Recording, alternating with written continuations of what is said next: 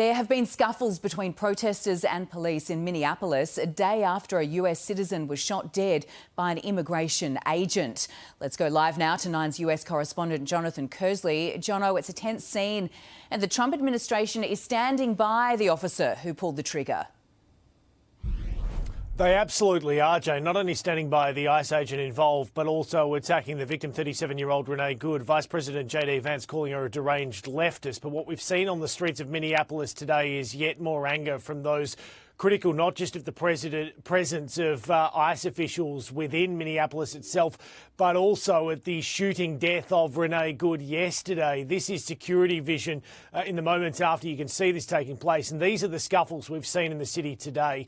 There has been tear gas deployed, pellets have been fired on protesters. There have been calls for calm after the shooting that took place yesterday. An officer who federal officials say was driven at deliberately in an act of domestic terrorism opened fire in an act of self-defence, shooting 3 times, killing the 37-year-old mother. The FBI is leading the investigation, Jane, but there has been a call from Minnesotan officials to allow them access to it. Right now they're saying the FBI is blocking them any sort of access to evidentiary materials, crucial evidence as part of this investigation. Kristi Noem, the Department of Homeland Security Secretary, was asked a short time ago whether she thought that the officers' actions were warranted. This is the question and this is her response.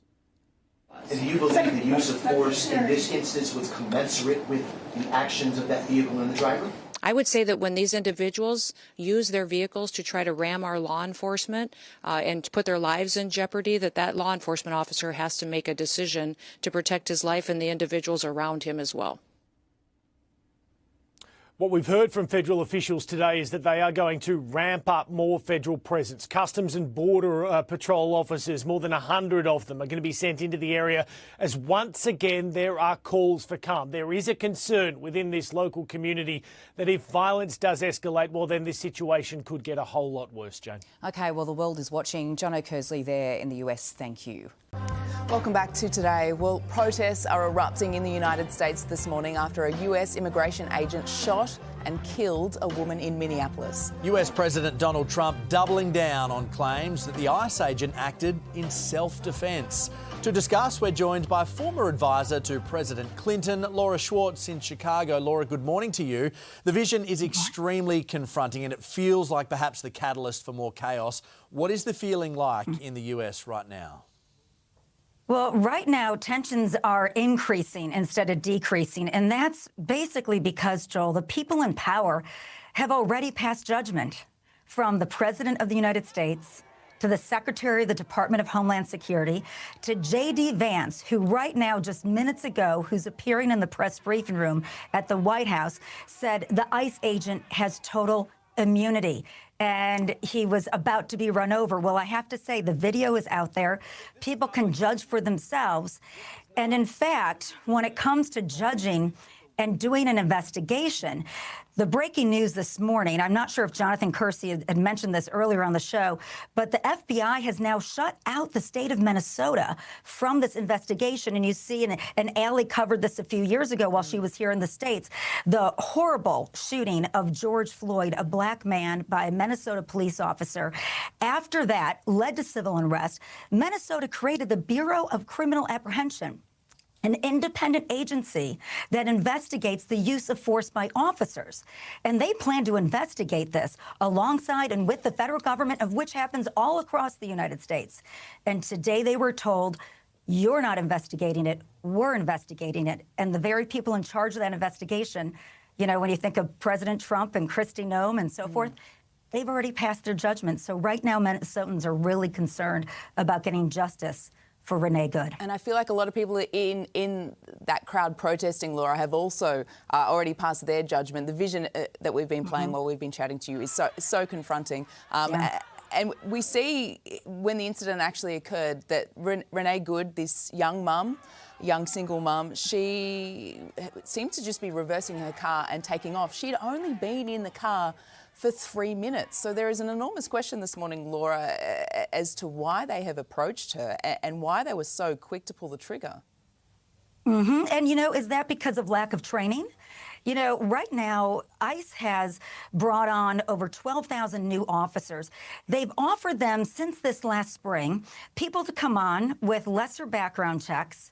And instead of 5 months of training to be an ICE officer, only 47 days of training, which happens to correspond to how many, to the number of President Trump is, the 47th, and also giving $50,000 bonuses for giving student debt.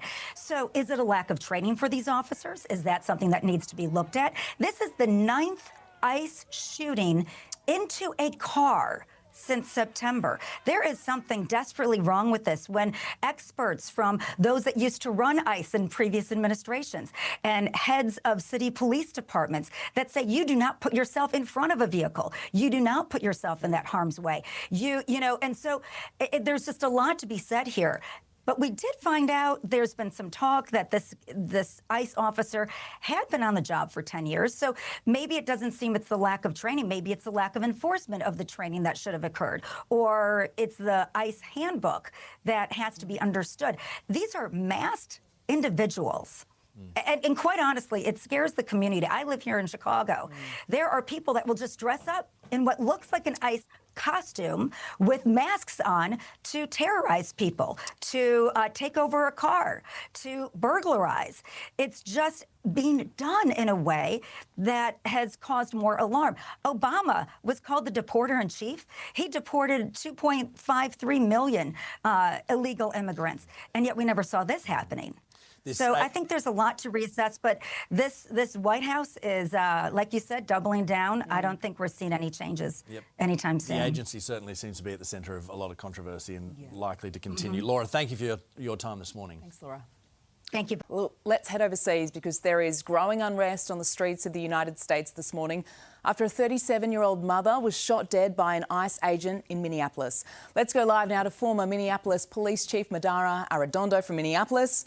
Madara, good to see you. Thanks for your time. Minneapolis officials say that Renee Good was just out caring for her neighbours, that she'd only been sitting there stationary in the car for 3 minutes when she was killed. What went wrong? Well, Allie, thank you again for having me. You know, the investigation that's underway right now that you alluded to is, you know, what precipitated the shooting of an ICE agent and killing Miss Good yesterday. As many of your viewers may not know, but Minneapolis police, who their main jurisdiction obviously is the city of Minneapolis, there's a separation ordinance that's been in effect for the last 20 years where Minneapolis police are not allowed to get involved in immigration matters solely with members in the community.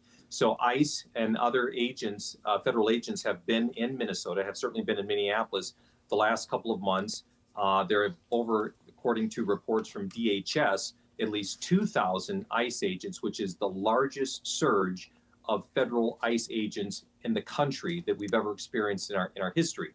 So we have all of these ICE agents, and yesterday at a location in South Minneapolis, according to reports that we at least know of now, Miss Good was in that location.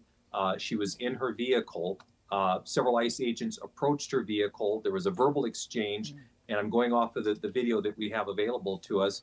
And at some point in time, Miss Good decides to activate the vehicle to take off. And herein lies where certainly federal officials are coming out stating that the ICE agent felt in fear of his life, felt that she was intentionally using her vehicle to cause him great bodily harm. While many in the community who are looking at that video have a different take on that. And they're saying that she was just trying to leave the area, that she did not have an intent on harming him. And so we had just this morning, Allie, we got news that the Minnesota Bureau of Criminal Apprehension, that was the co-investigators on this with the FBI, they've been told, that they publicly stated, that the FBI is not willing to allow them access to critical evidence and materials for this investigation. As a result of that, they can no longer feel that they can do a competent investigation. So they have withdrawn. An alley in a community right now that is experiencing a lot of erosion of trust, this just creates more of that. And we are seeing... We are seeing protesters take to the streets this morning. It seems a face-off between the Trump administration and also the local authorities, with the Minneapolis mayor being quite firm, telling them to get out of the city. Unfortunately, we are out of time, Madara, but thank you for joining us on Today this morning.